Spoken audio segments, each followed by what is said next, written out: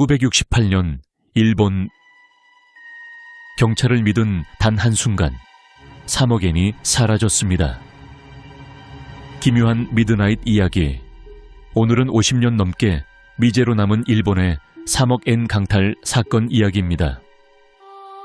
1968년 12월 6일 일본 신탁은행 고쿠분지 지점장 앞으로 우편물 하나가 도착합니다. 편지의 정체는 다름 아닌 협박 편지였습니다.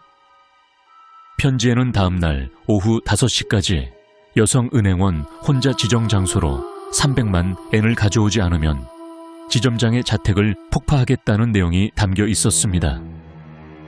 깜짝 놀란 지점장은 즉시 경찰에 신고했습니다. 다음날 은행원으로 분장한 여성 경찰관이 협박범의 지시대로 지정 장소로 향했습니다. 주변에는 약 50명의 경찰관이 그 일대를 잠복하고 있었습니다. 하지만 어째서일까요? 편지와 달리 범인은 나타나지 않았습니다. 더구나 지점장의 집도 무사했습니다. 모두가 누가 장난치는구나 라고 생각했습니다. 그런데 4일이 지난 12월 10일 오전 9시 15분 일본 신탁은행 고쿠분지 지점의 현금 수송 차량이 후추시의 도시바 공장으로 향하던 중이었습니다. 이 차량에는 도시바 직원들에게 지급될 보너스 약 3억 엔이 실려 있었습니다. 불과 4일 전 협박 편지를 받았기 때문에 혹시 모를 상황에 대비해 보안은 더 강화된 상태였습니다. 신탁은행은 보안 요원을 4명으로 늘려둔 상태였습니다. 처음에는 괜히 겁을 먹었나 싶을 만큼 모든 것이 순조로웠습니다. 차량이 도쿄 후추 형무소 앞을 지날 때까지만 해도 아무런 문제가 없었습니다. 그런데 그때 갑자기 경찰 오토바이 한 대가 나타났습니다. 현금 수송 차량이 형무소 뒤편 학원가로 들어설 무렵이었습니다. 경찰 오토바이는 엄청난 속도로 현금 수송 차량을 따라잡았습니다. 그리고 오토바이에 탄 경찰관이 왼손을 들어 차량을 정차시켰습니다. 운전자는 어리둥절했습니다. 처음엔 교통 단속인가 싶었지만 문제를 일으킨 적도 없는데 경찰이 차를 세웠다는 점이 이상했습니다. 당황한 운전자가 창문을 열고 물었습니다. 경찰관은 이렇게 말했습니다. 경찰서로부터 긴급한 연락을 받고 왔습니다.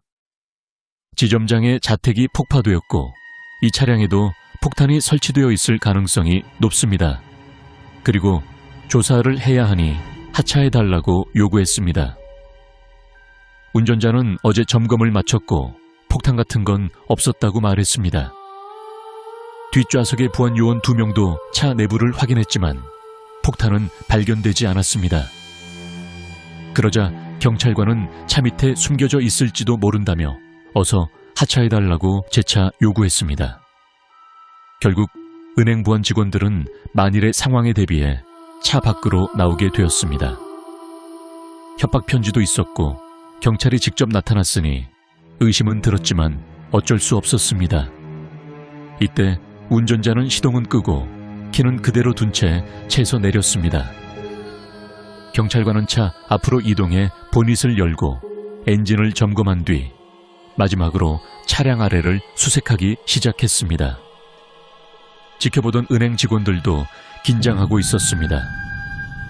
정말로 점검하는 모습을 보니 진짜 경찰 같았고 나흘 전 협박 편지 때문에 실제로 폭탄이 있을지도 모른다는 생각이 들기 시작했습니다.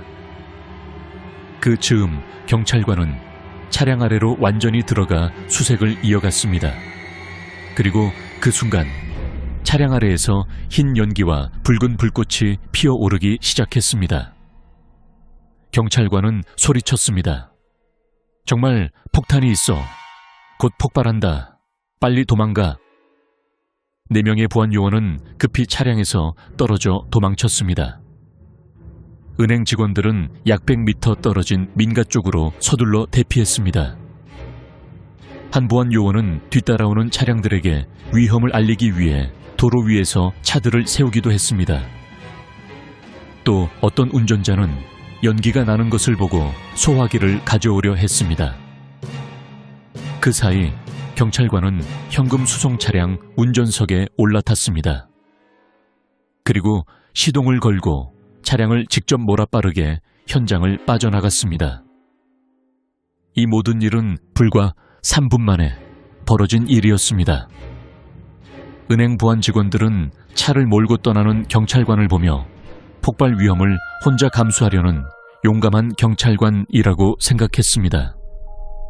하지만 이상했습니다. 폭발이 일어날 시간이 충분히 지났음에도 차량에서는 여전히 약한 불꽃과 연기만 있을 뿐 폭발은 일어나지 않았습니다. 차는 점점 멀어져 시야에서 사라졌습니다. 그리고 남겨진 오토바이를 자세히 보니 경찰 차량이 아니었습니다. 그제서야 보안 요원들은 깨닫습니다. 방금 전 3억엔을 도둑 맞았다는 사실을. 대체 어떻게 된 일일까요? 이미 눈치채셨겠지만 경찰관으로 보였던 그 남자는 사실 경찰로 위장한 협박범이었습니다.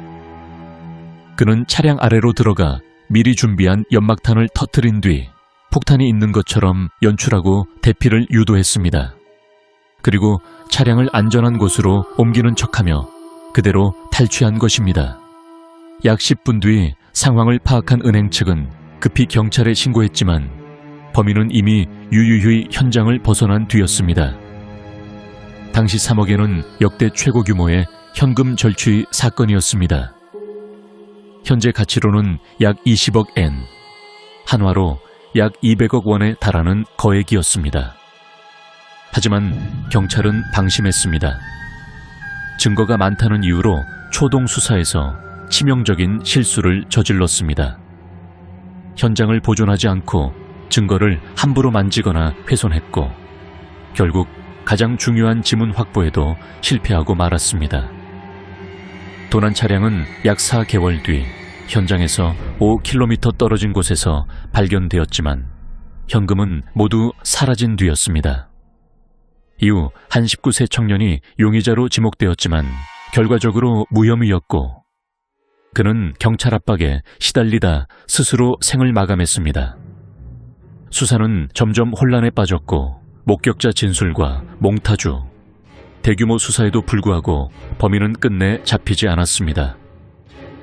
이 사건에는 무려 17만 명의 경찰이 동원되었고 11만 명이 조사를 받았습니다.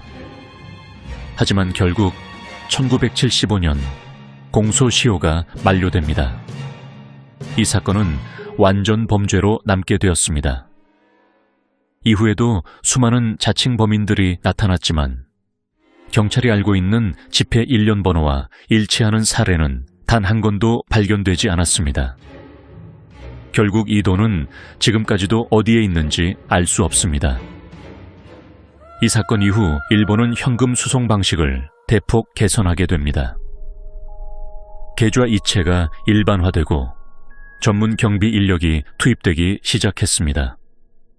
그렇다면 이 완벽한 범죄를 저지른 범인은 과연 누구였을까요? 그리고 그는 지금 어디에서 무엇을 하고 있을까요?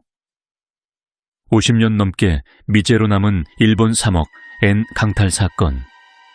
오늘 이야기는 여기까지입니다. 기묘한 미드나잇 이야기였습니다.